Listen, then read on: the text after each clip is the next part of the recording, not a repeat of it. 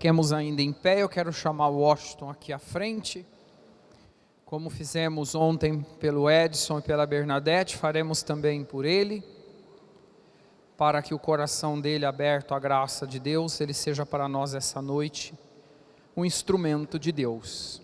Ele que já fez a experiência dele, como eu, como tantos de vocês, da efusão do Espírito Santo na vida da gente. Então estenda as suas mãos para o Washington.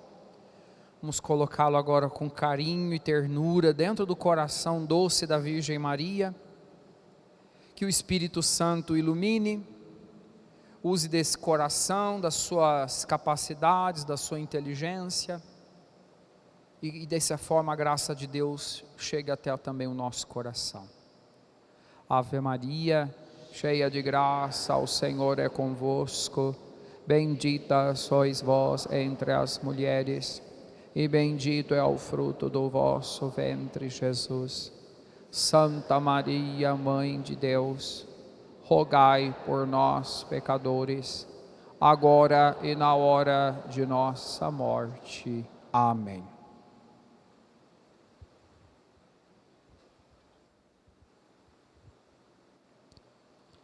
Boa noite a todos. Queria pedir um favorzinho para vocês. Eu falo um pouquinho alto, então vou procurar manter o microfone assim meio distante, mas ao mesmo tempo, às vezes eu vou me empolgando, então se você estiver incomodando, estiver alto demais, faz um sinalzinho aí que eu vou ver, tá bom? Eu vou entender o recado, então vocês vão ser meus auxiliares aí na acústica, tá bom? Meu nome é Washington, eu sei que não parece, eu sei disso, mas eu tenho 37 anos, fala, isso aí. Sou casado com a Camila, aquela moça bonita que está ali, logo atrás dos coroinhas ali. E também não parece, né? Mas já faz 11, esse ano a gente completa 12 anos de casados. Né? E é uma bênção, eu sou uma bênção de Deus na vida dela. Todo dia ela agradece a Deus, né? Por Deus ter me colocado no caminho dela e tudo mais. E eu sou pai do Bernardo, que ontem completou 5 aninhos, na data de ontem.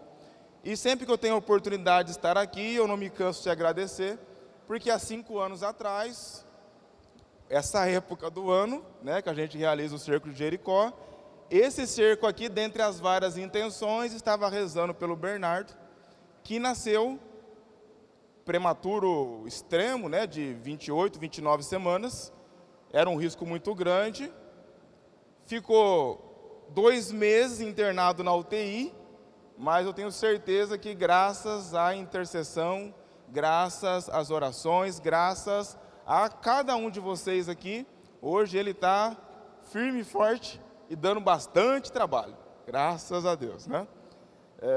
Ontem foi aniversário dele, eu estava pensando, chorando e vendo realmente assim o tanto que nós somos abençoados e agraciados por Deus. Porque lá numa UTI, você vê que coisas ruins podem acontecer, coisas ruins acontecem, né? A gente não sabe o que é vontade de Deus, quais são as razões, mas quando a gente recebe a graça, a gente agradece. E hoje, eu fui convidado a estar aqui para falar com vocês sobre a importância do batismo no Espírito Santo. Então eu vou abrir aqui o meu roteiro, a minha colinha. E para falar sobre o batismo no Espírito Santo, a efusão do Espírito Santo, antes de mais nada, antes de entrar propriamente nesse tema, é importante a gente fazer uma pequena introdução. Desde o princípio, quando a gente fala de economia da salvação, já estava planejado, preparado o derramamento do Espírito. Porque sem Espírito Santo, a salvação ela não se completa. Porque ao homem, sozinho, é impossível alcançar a Deus. Nós sozinhos, se depender apenas da nossa natureza, da nossa vontade, das nossas inclinações, a gente não consegue alcançar a Deus. Então, para usar aqui uma figuração joanina, o vaso precisava se quebrar para que o perfume pudesse se espalhar por toda a casa, por toda a terra. Então Jesus, que era pleno do Espírito, cheio do Espírito, um com o Espírito e com o Pai, precisava passar pelo que passou, né? Para que nós pudéssemos receber o Espírito, para que Ele pudesse derramar o Espírito, e nós sabemos, né? E temos alguns sinais, além dessa figura, né, do Evangelho de João. Nós temos também o Senhor que é transpassado no alto da cruz, né, ferido do lado, e jorra água, e a gente entende que aquela água é a água viva, né? Então, assim, às vezes nós participamos da vida da igreja, nós participamos da missa, nós vivemos os sacramentos, mas nós não temos essa consciência da importância do Espírito Santo na nossa vida. Ao passo que, sem Ele, na verdade, nada existe. No início, no princípio, a terra era informe e vazia, e o Espírito de Deus pairava sobre as águas. O ruá, na verdade é a ruá, mas é assunto para outra hora. Mas tudo é feito por Jesus no Espírito Santo. Agora há pouco nós acabamos de presenciar aqui no altar a transubstanciação. Um pão e um vinho que mudaram a sua substância e se tornaram o corpo e o sangue de Cristo. Pela força, pelo poder, pela ação do Espírito Santo. Sem Ele, apenas a matéria. Com Ele, nosso Senhor, corpo, sangue, alma e divindade, o nosso maior tesouro enquanto cristãos, enquanto católicos. Ainda dentro dessa introdução, os sinais estavam aí o tempo todo, né? Os profetas já diziam, Ezequiel dizia, nós temos vários sinais sobre esse derramamento do Espírito Santo. E os discípulos, os 12, que depois se tornaram apóstolos, eles tiveram essa oportunidade de conviver com Jesus, dia e noite. Partilhavam com Ele a refeição, partilhavam com Ele certamente momentos de grande descontração. Quando eu penso em Jesus, eu penso numa pessoa muito bem-humorada, né? Eu penso numa pessoa que gostava de dar boas gargalhadas, até porque as situações, né, ao redor dele, acho que devia ajudar bastante também, né? As atrapalhadas dos discípulos, das pessoas, os cabeça dura, os fariseus que não entrava na cabeça deles as coisas, mesmo ele falando, né? Então eu acho que ele se ria e se ria muito. E aquilo que esses 12 e alguns outros tiveram a oportunidade de viver ao longo dessa vida pública de Jesus, de dia, de noite, de madrugada, de manhã, de tarde, etc., não é possível colocar tudo isso dentro dos evangelhos. Aqui estão algumas passagens importantes para poder atestar que Jesus é o Cristo, é o nosso Senhor, o nosso Salvador, o Filho de Deus. Mas muitas coisas eles viveram e que não estão narradas aqui. Por isso que nós temos como palavra de Deus também a Sagrada Tradição e o Sagrado Magistério. Por isso que a nossa igreja é apostólica, né? Porque os apóstolos ensinaram lá os discipulados deles, ensinaram aquilo que eles conviveram, que eles aprenderam junto de Jesus e que depois ensinaram para os outros, e isso vem se transmitindo ao longo dos 2000 anos da igreja, que é o que nós chamamos de depósito da fé. Mas mesmo esses 12, que tiveram essa graça especial de conviver com Jesus de pertinho, eles, antes do derramamento do Espírito, eram outros homens, outras pessoas.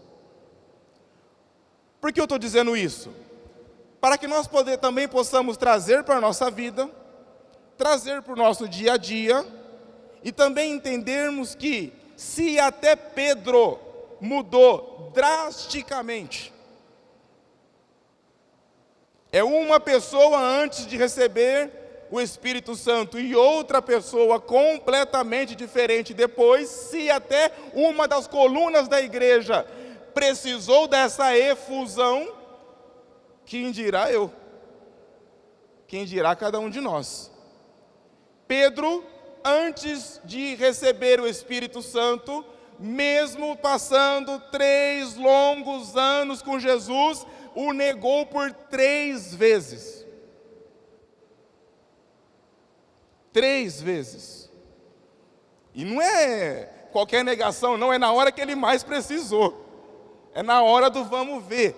É na hora de ver os verdadeiros amigos. Se arrependeu logo depois, mas negou. Pedro, depois de receber o Espírito Santo, leia os Atos dos Apóstolos, e você vai ver a diferença do homem.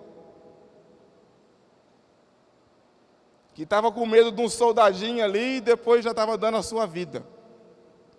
No dia 29 de junho, segundo a tradição, dia do meu aniversário, diga-se de passagem. A diferença. Aqueles medrosos que estavam trancados lá na sala do cenáculo, com medo dos romanos, com medo de ser preso, ai que eles vão me pegar também, ai que vai ser de mim, coitadinho. Depois foram dando a sua vida com coragem, na coragem do Espírito, o dom da fortaleza, um a um, só João, que foi morrer de velhice, mas talvez porque ele tivesse aquela missão de cuidar de Nossa Senhora, lá na ilha de Patmos, então como ele tinha lá aquela missão para cumprir, talvez por isso, ele ainda foi preservado, mas não com medo. Escrevendo carta, exortando as igrejas, também escrevendo contra o inimigo, que era, até então,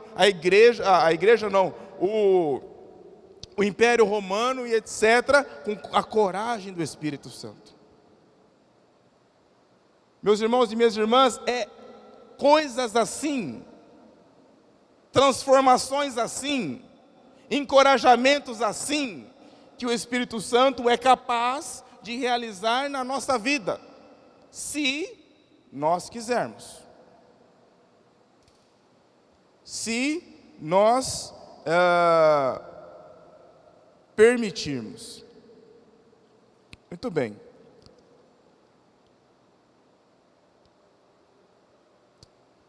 Mas Jesus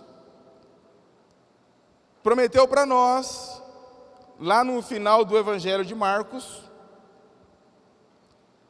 capítulo 16, se não me falha a memória, acho que é o último de Marcos, quando ele diz que ele estaria conosco todos os dias até o fim dos tempos.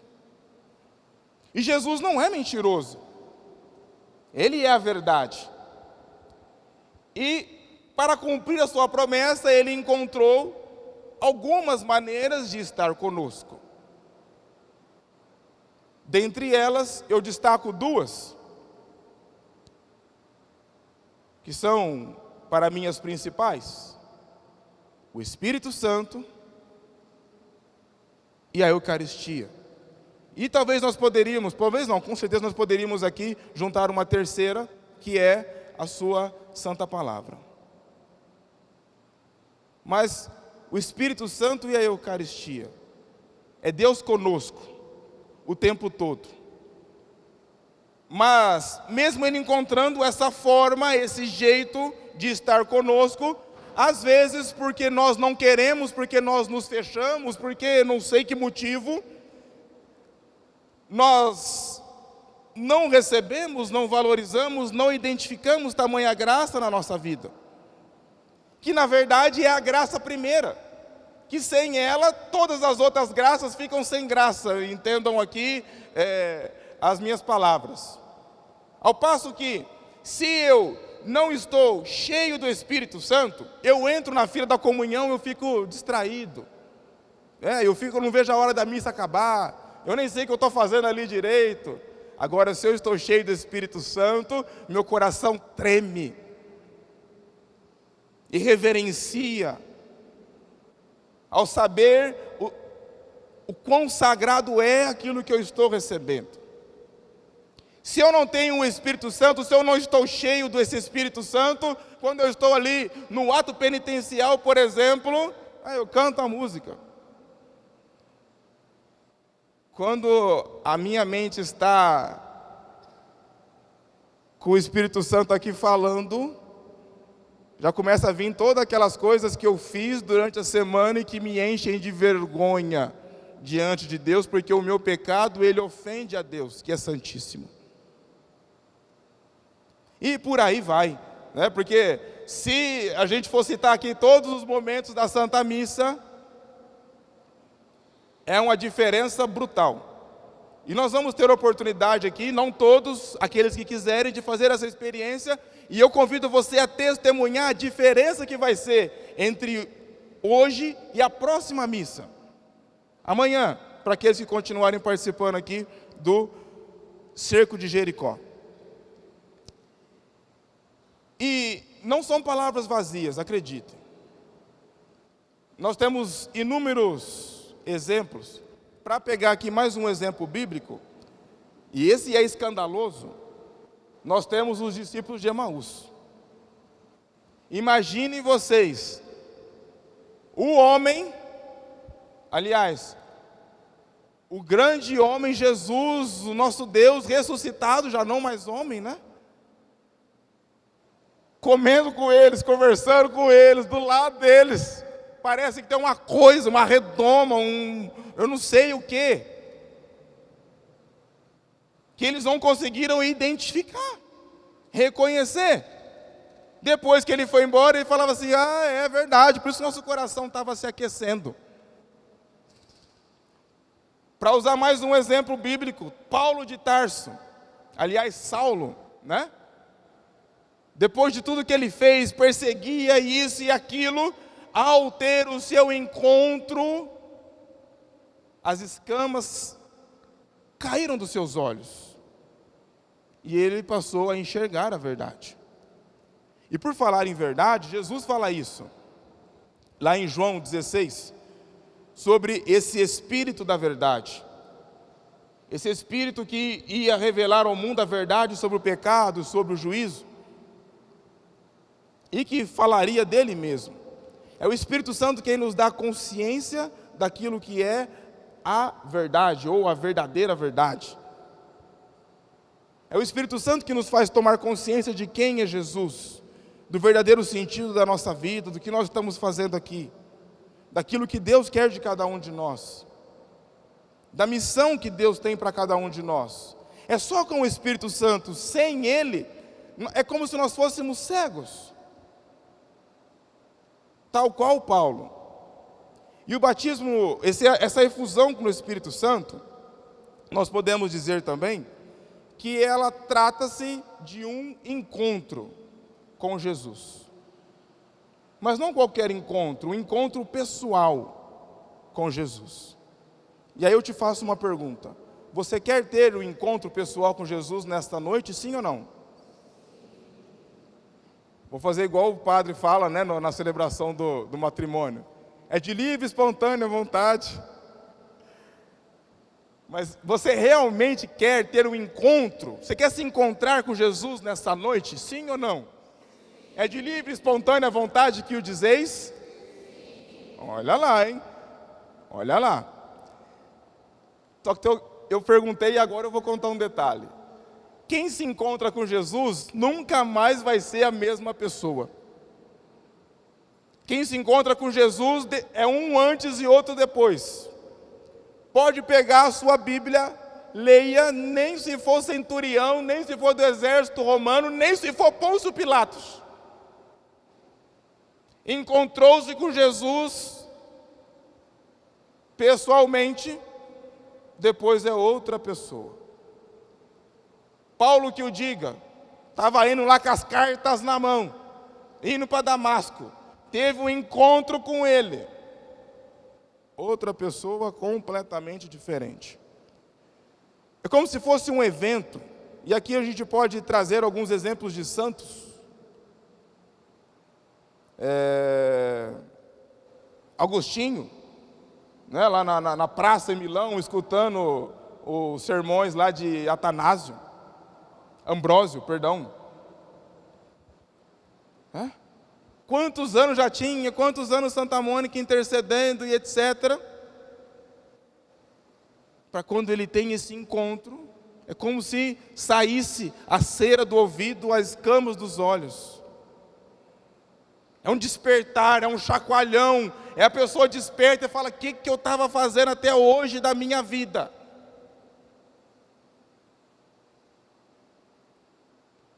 E quantos exemplos, talvez se nós tivéssemos tempo e pudéssemos abrir aqui, nós teríamos para citar aqui nesta noite. Para a gente poder rezar, para a gente poder se preparar, eu queria tomar com vocês um texto bíblico para falar de encontro, que está lá no Evangelho de João, no capítulo 3.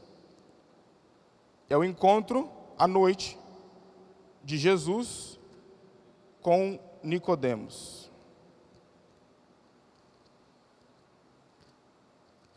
E eu vou tomar esse texto aqui. O padre falou, você pode usar a passagem bíblica que você quiser. Eu vou usar esse texto, porque foi o texto que foi lido no dia em que eu tive, pela primeira vez, este encontro.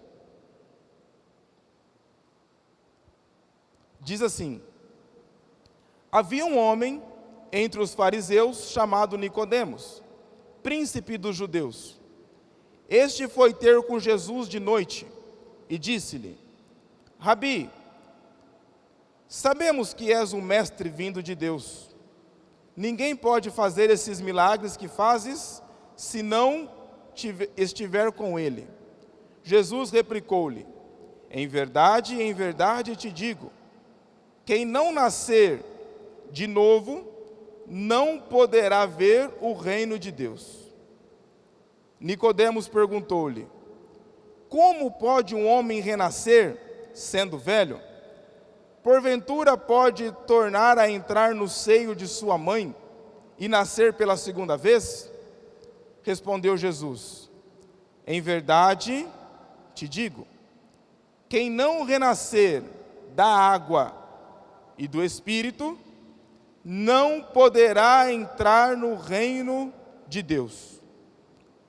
O que nasceu da carne é carne, e o que nasceu do Espírito é Espírito. Não te maravilhes do que eu te tenha dito. Necessário vos é nascer de novo. O vento sopra onde quer, ouve-lhes o ruído, mas não sabe de onde vem, nem para onde vai. Assim acontece com aquele que nasceu do Espírito. Palavra da salvação.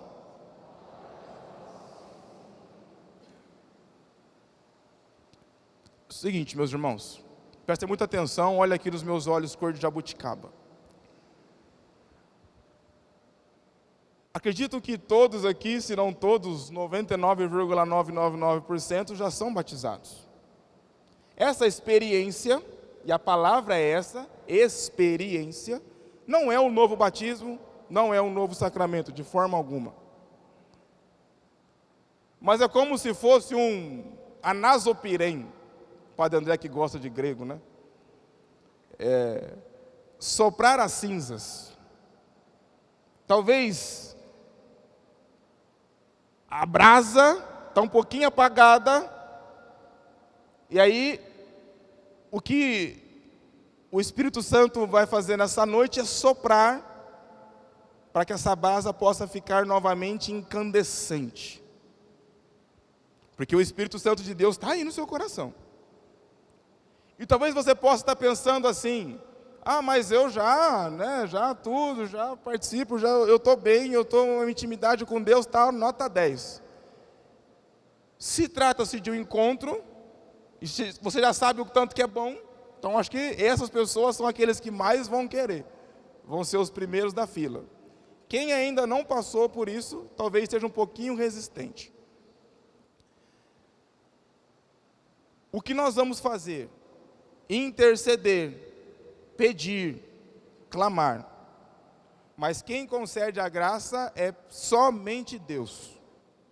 Esse momento é seu e de Deus, de mais ninguém. A abertura que você vai dar, o percentual que você quer conceder para Ele, é você quem vai decidir. É você quem vai definir. E Ele não te obriga a nada. Absolutamente nada. Para viver essa experiência da efusão do Espírito, são necessárias apenas duas condições: crer, acreditar, e a segunda é pedir, querer. Só isso.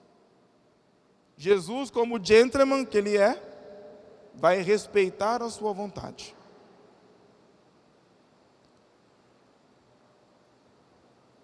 O que pode acontecer depois, você vai aprendendo, degustando e se deliciando dia a dia. O Espírito Santo, Ele é aquele que concede os 7 dons. O Espírito Santo é aquele que concede os carismas. Talvez é vontade de Deus conceder a pessoas aqui nesta noite o dom da cura. Talvez é vontade de Deus conceder a pessoas aqui nesta noite o dom da sabedoria, e como esse mundo está precisando. Eu não sei qual é o plano de Deus, a vontade de Deus, o dom que Deus quer te conceder nessa noite, mas eu sei que Ele pode. E nós temos apenas essas duas condições. Então, nesse primeiro momento, eu queria convidar já então o nosso Ministério de Música para nos ajudar com alguns acordes.